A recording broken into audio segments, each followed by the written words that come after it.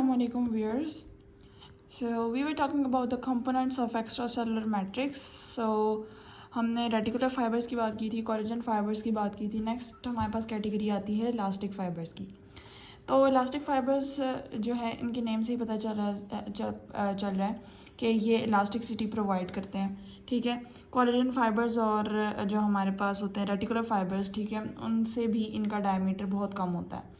ठीक है, कितना होता है 0.2 से 1 माइक्रोमीटर इनका डायमीटर होता है. ठीक है, ये क्या करते हैं, हमने कोलेजन फाइबर्स में बात की थी कि इनके फाइबर्स ब्रांच नहीं करते, लेकिन जब वो बंडल्स बनाते हैं बंडल्स ब्रांच ज़रूर करते हैं. फिर हमने रेटिकुलर फाइबर्स में बात की थी कि जी वो बंडल्स नहीं बनाते और उनके फाइबर्स ब्रांच करते हैं. ठीक है, ये भी ऐसे ही है, ये भी रेटिकुलर फाइबर्स की तरह ही हैं कि इनके जो फाइबर्स होते हैं ये ब्रांचिंग करते हैं and they rejoin to form a loose network. ठीक है, लूज नेटवर्क की फॉर्म में कनेक्टिव टिश्यू के अंदर प्रेजेंट होंगे. ठीक है, उसके बाद हम स्ट्रेनिंग की बात कर लेते हैं. तो at the side where they are present in abundance they impart yellow colour to the tissues at that side.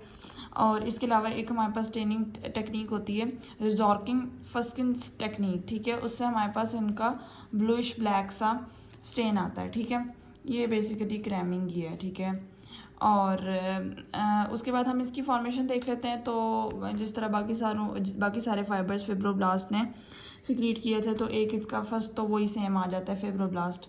Second, blood vessel की वॉल्स में स्मूथ मसल सेल्स इनकी सिक्रीशन करते हैं.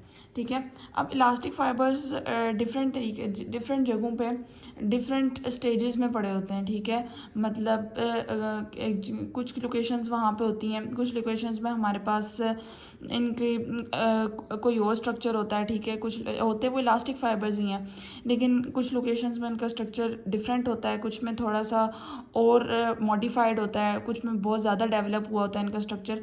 तो हम इनको स्टेजेस के लिहाज से इनकी फॉर्मेशन हम देख लेते हैं कि किस तरह होती है और किन किन लोकेशन पर होती है. तो first of all we have the first stage. First stage में हम इनको ऑक्सीटैलिन फाइबर्स भी कहते हैं. ठीक है, फर्स्ट स्टेज में हम इनको ऑक्सीटैलिन फाइबर्स भी कहते हैं. फर्स्ट स्टेज में they are present in the form of bundles of microfibrils और microfibrils with the diameter of 11 nanometre.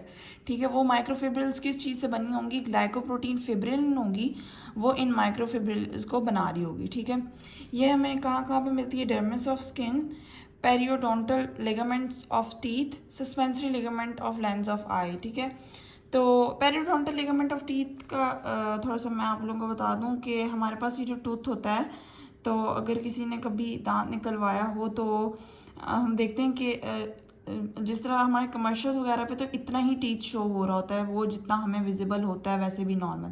लेकिन रूट अगर इसकी हम देखें ना, तो ये टीथ की इतनी नीचे तक ऐसे लंबी सी जाती है. ठीक है, तो ये होती है यहाँ पे पेरियोडोंटल बोन होती है. ठीक है, तो ये टीथ का हिस्सा ये होता है, ये बोन होती है, लेकिन ओवरऑल हम इसको टीथ ही कंसीडर करते हैं. ठीक है, इसके दरमियान में इन दोनों चीज़ों को कनेक्ट कर रहा होता है पेरियोडोंटल लिगामेंट ऑफ. ठीक है, तो यहाँ पर यहाँ पर ये वाला ऑक्सीटाइलिन फाइबर्स यहाँ पर प्रेजेंट होंगे.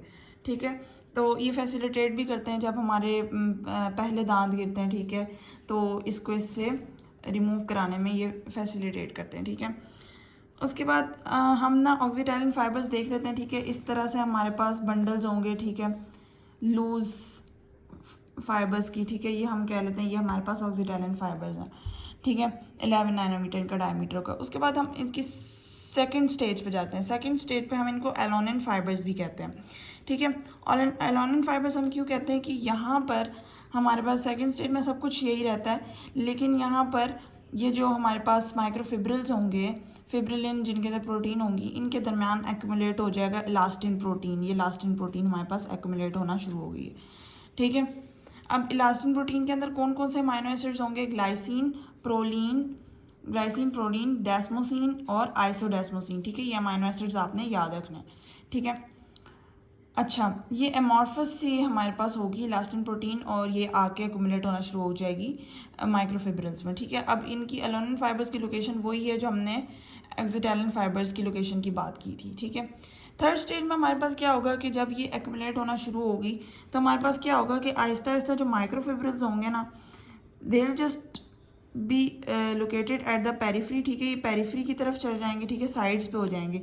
और जो इलास्टिन प्रोटीन है ना, मतलब जो हमारे पास ऑक्सीटैलिन फाइबर्स थे, जो हमारे पास ऑक्सीटैलिन फाइबर्स माइक्रोफिब्रिल से बने हुए थे, फिब्रिलिन प्रोटीन थी, वो पेरिफेरी में चली गई है और दरमियान में जो अक्यूमुलेट होना शुरू हुई थी, यहाँ पर क्या अक्यूमुलेट होना शुरू हुई थी, इलास्टिन प्रोटीन, ठीक है, वो यहाँ पर इकट्ठी होके एक कोर सा बना लेगी, ठीक है। तो ये मैंने आपको बता दिया कि एक कोर सा बना लेगी, ठीक है। अमॉर्फस इलास्टिन कॉन्ट्रीब्यूट्स 90% जब ये इसका बना देगी हिस्सा, और फिब्रिल माइक्रोफिब्रिल्स पेरिफेरी में चले जाएंगे और इलास्टिन कोर बना देगा, ठीक है। लोकेशन कहाँ पे होगी?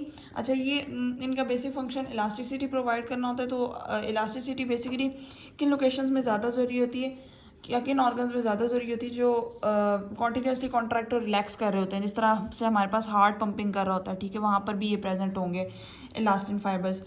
और लंग्स जो हमारे पास रेस्पायरेशन के दौरान कर रहे होते हैं, ठीक है, तो ये हमारे पास आ जाएंगे। इसके अलावा हमारे पास इलास्टिक फाइबर्स के इलास्टिक लिगामेंट्स भी बनाते हैं, ठीक है। For example the ligamenta flava of vertebral column, ठीक है, ये जो दो वर्टिब्राए होते हैं उनके दरमियान ऐसे लिगामेंट प्रेजेंट होता है और उनको आपस में कनेक्ट कर रहा होता है। So this was all about the basic concept of elastic fibres. Thank you.